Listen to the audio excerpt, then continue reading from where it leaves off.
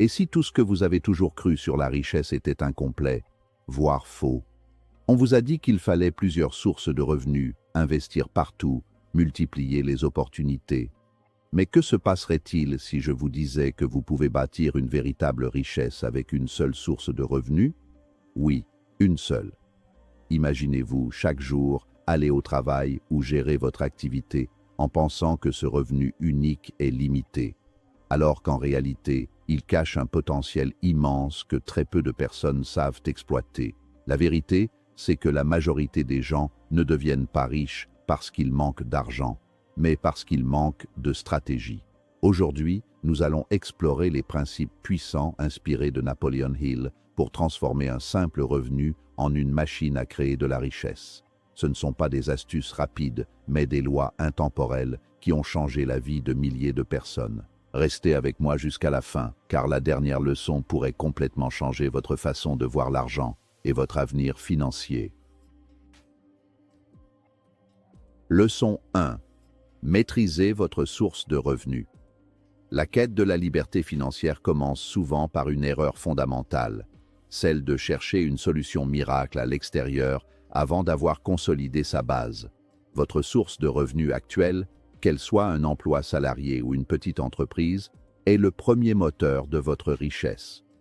Maîtriser cette source ne signifie pas simplement faire son travail, mais devenir une figure d'autorité dans son domaine. Dans l'économie moderne, la médiocrité est une commodité qui se paie au lance-pierre, tandis que l'excellence est une rareté qui dicte ses propres tarifs. En devenant exceptionnel, vous ne demandez pas une augmentation. Vous devenez si indispensable que le marché est contraint de s'ajuster à votre valeur. Augmenter sa valeur intrinsèque demande une stratégie d'apprentissage continu. Il ne s'agit pas d'accumuler des diplômes pour le plaisir de la décoration murale, mais d'acquérir des compétences à haute valeur ajoutée, High Income Skills, qui complètent votre métier de base. Si vous êtes graphiste, apprenez le marketing de conversion. Si vous êtes comptable, maîtrisez l'optimisation fiscale stratégique.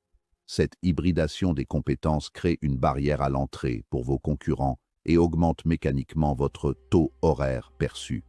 Le but est de passer d'un état de dépendance vis-à-vis de votre employeur ou de vos clients à un état de partenariat où votre expertise est le levier principal de la négociation.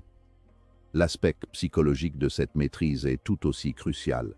Devenir exceptionnel exige une discipline de fer et une concentration que peu de gens possèdent à l'ère des distractions numériques. C'est ce que l'on appelle le deep work, ou travail en profondeur. En consacrant des blocs de temps ininterrompus à l'amélioration de votre art, vous produisez des résultats d'une qualité que la masse ne peut atteindre. Cette qualité se traduit par une réputation, et dans le monde des affaires, la réputation est la monnaie la plus stable. Une fois que vous êtes reconnu comme le meilleur, les opportunités viennent à vous sans que vous ayez à les traquer, réduisant ainsi vos coûts d'acquisition de revenus.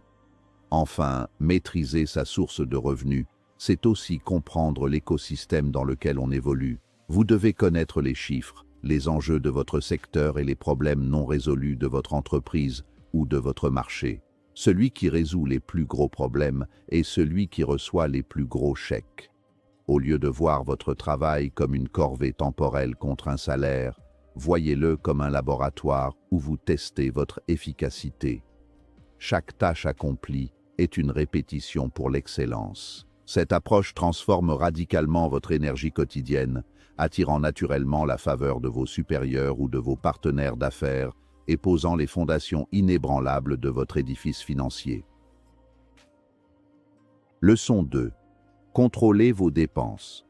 Le paradoxe de la richesse réside dans le fait que beaucoup de gens qui paraissent riches sont en réalité au bord du gouffre financier, tandis que les véritables fortunés cultivent souvent une discrétion matérielle. Contrôler ses dépenses n'est pas une punition, ni un exercice de privation monacale. C'est un acte de reprise de pouvoir sur sa propre vie. Chaque euro dépensé inutilement est une graine de liberté que vous brûlez avant qu'elle n'ait pu germer. La richesse n'est pas le solde de votre compte bancaire à un instant T, mais la différence positive et constante entre ce que vous générez et ce que vous consommez. La première étape du contrôle consiste à briser l'automatisme de la consommation émotionnelle. Nous vivons dans une société de l'immédiateté où le marketing utilise nos insécurités pour nous vendre des solutions matérielles à des problèmes psychologiques.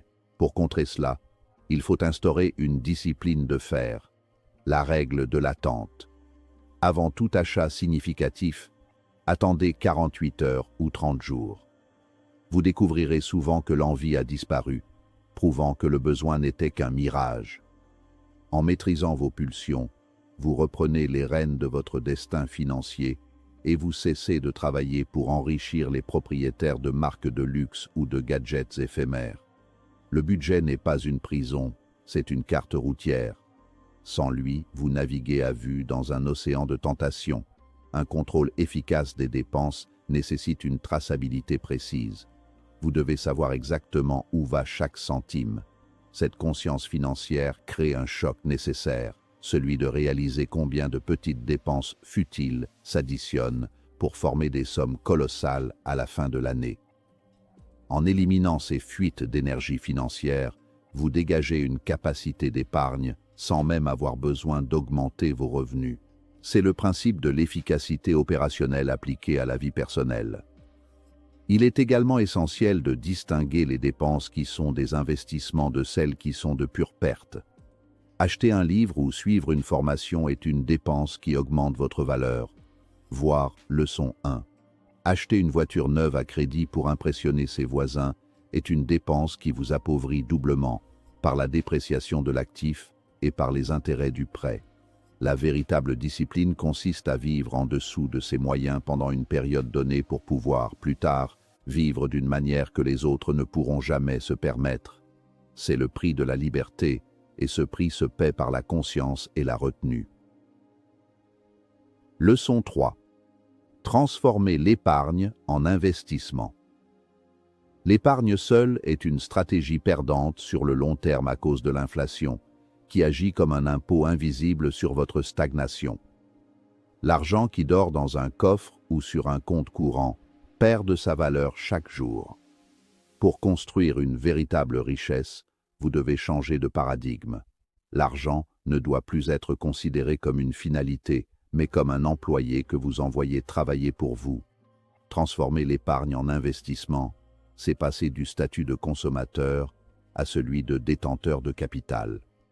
C'est ici que commence la magie des intérêts composés, que certains appellent la 8e merveille du monde.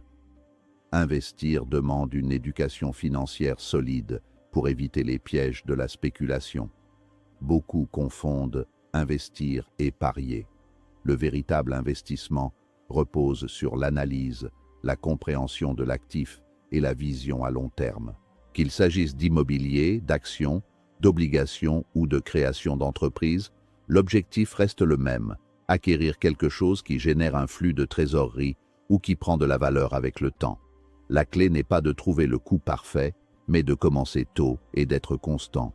Même une petite somme, investie régulièrement dans un indice boursier mondial, peut se transformer en une fortune considérable grâce à la capitalisation sur plusieurs décennies.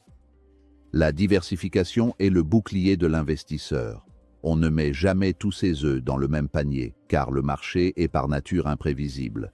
En répartissant votre épargne entre différentes classes d'actifs, vous réduisez votre risque global tout en maintenant un potentiel de rendement attractif.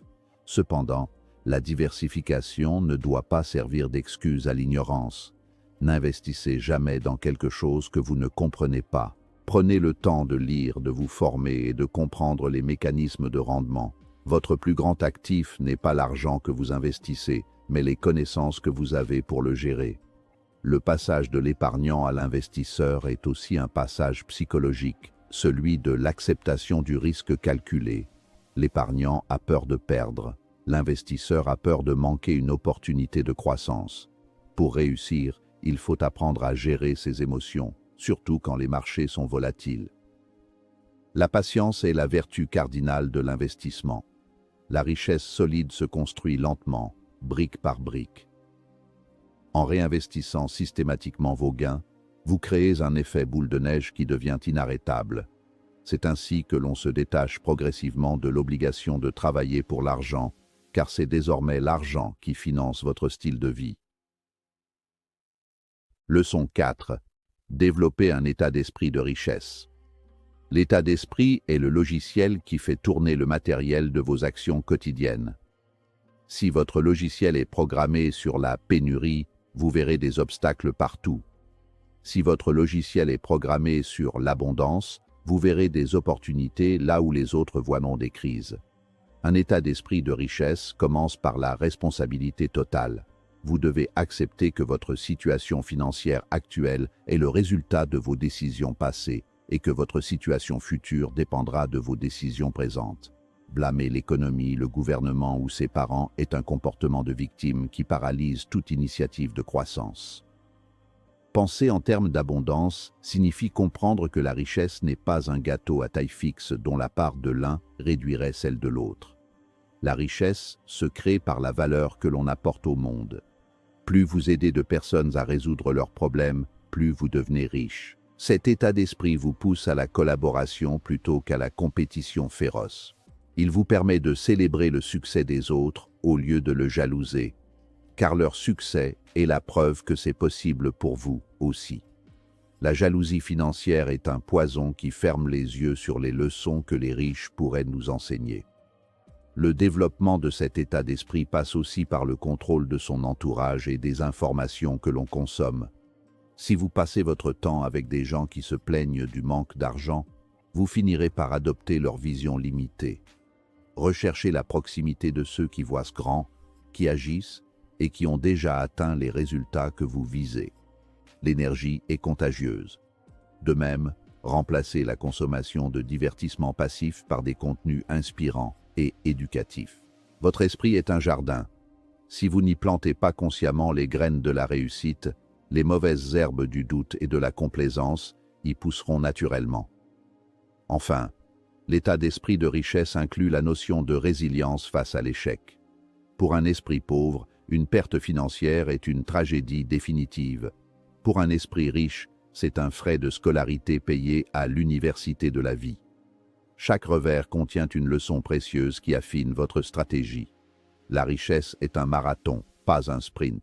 Maintenir une vision positive et axée sur les solutions, même en période difficile, est ce qui sépare ceux qui abandonnent de ceux qui finissent par dominer leur destin financier. Cultivez la gratitude pour ce que vous avez déjà, car c'est le socle sur lequel l'abondance future viendra se poser. Leçon 5. Créer des opportunités à partir d'une seule source. L'idée reçue veut qu'il faille multiplier les activités radicalement différentes pour devenir riche. Pourtant, la dispersion est souvent l'ennemi de la rentabilité. La stratégie la plus efficace consiste souvent à approfondir une seule source de revenus pour en extraire toutes les couches de valeur possibles. On appelle cela l'écosystème de revenus. Si vous avez une expertise métier, ne vous contentez pas de l'échanger contre un salaire. Pouvez-vous l'enseigner? Pouvez-vous écrire un livre sur le sujet? Pouvez-vous créer un outil logiciel qui automatise une partie de cette expertise?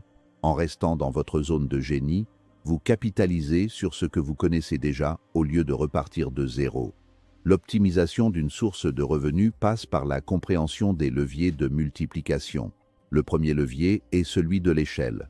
Comment pouvez-vous servir 100 personnes au lieu d'une seule avec le même effort?